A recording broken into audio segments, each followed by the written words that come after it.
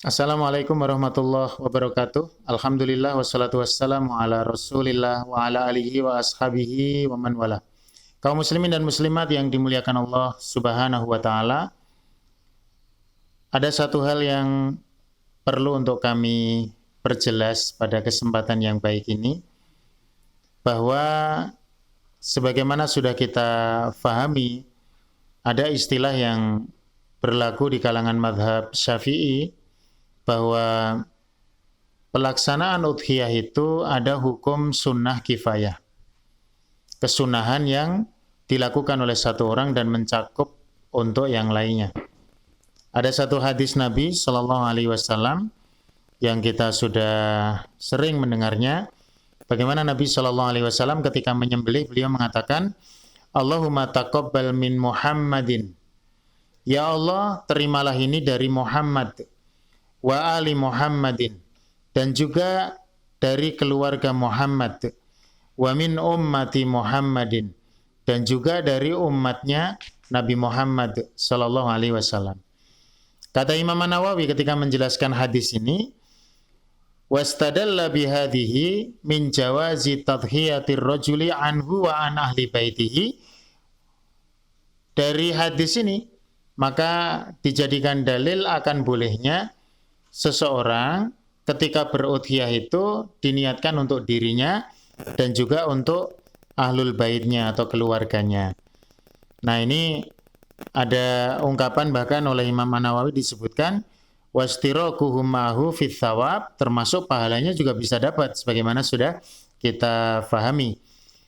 Cuman memang begini, ada hal-hal yang penting untuk kita juga mengerti bagaimana para ulama menetapkan siapa sih sebetulnya yang bisa berserikat atau mendapatkan pahala dari pelaksanaan penyembelihan itu, atau keluarga itu syaratnya bagaimana.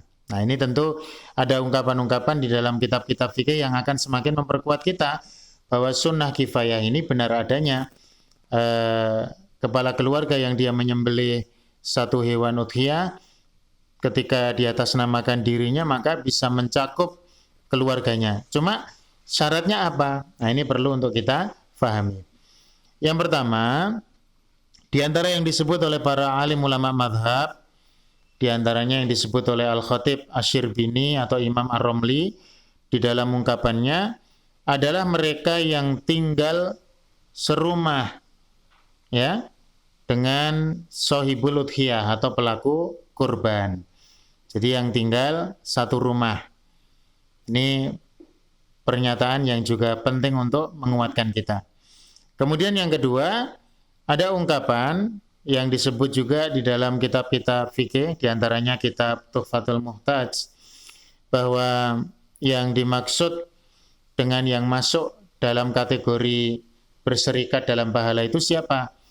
Mereka yang dalam tanggungan nafkah sahibul udhiyah. Jadi orang yang ditanggung kehidupannya oleh sahibul udhiyah. Maka termasuk ada pertanyaan, bagaimana Pak, saya ini seorang anak, punya istri, punya anak juga, ya, punya ibu, masih tinggal bersama saya, dan memang ibu saya sudah sepuh, sudah tua, maka saya yang menanggung hidupnya. Nah, karena saya yang menanggung hidupnya, maka bagaimana status korbannya? Maka sebetulnya sudah tercakup, karena ibunya tadi adalah orang yang di bawah tanggungan nafkahnya. Sehingga siapapun nanti yang di bawah tanggungan nafkah itu bisa menjadi bagian daripada orang yang mendapat pahala udhiyah itu.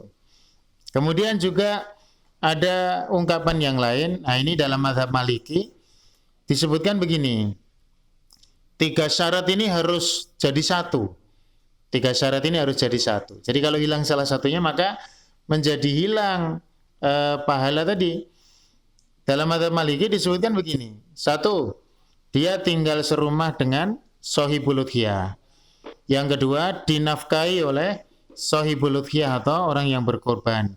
Kemudian yang ketiga, punya hubungan kekerabatan. Nah, berarti kalau dalam mazhab Maliki ada tambahan satu lagi ya, punya hubungan kekerabatan. Kalau tidak ada hubungan kekerabatan, mungkin pembantu yang tinggal di rumahnya berarti tidak dapat pahala.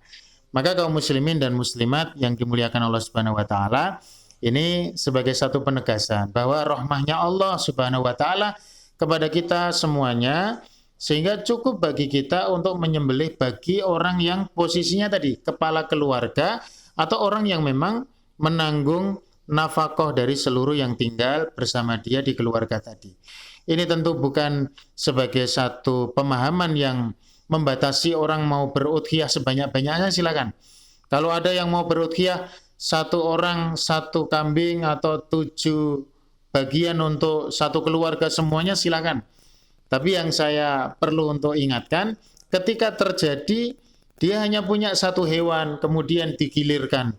Mungkin tahun ini untuk bapaknya, tahun depan untuk ibunya, tahun depannya lagi untuk putranya yang nomor 1. Ini mempersempit rahmatnya Allah. Padahal sekiranya di atas namakan bagi kepala keluarga saja, itu sudah bisa mencakup dengan persyaratan yang kami sampaikan tadi. Semoga bermanfaat. Assalamualaikum warahmatullahi wabarakatuh.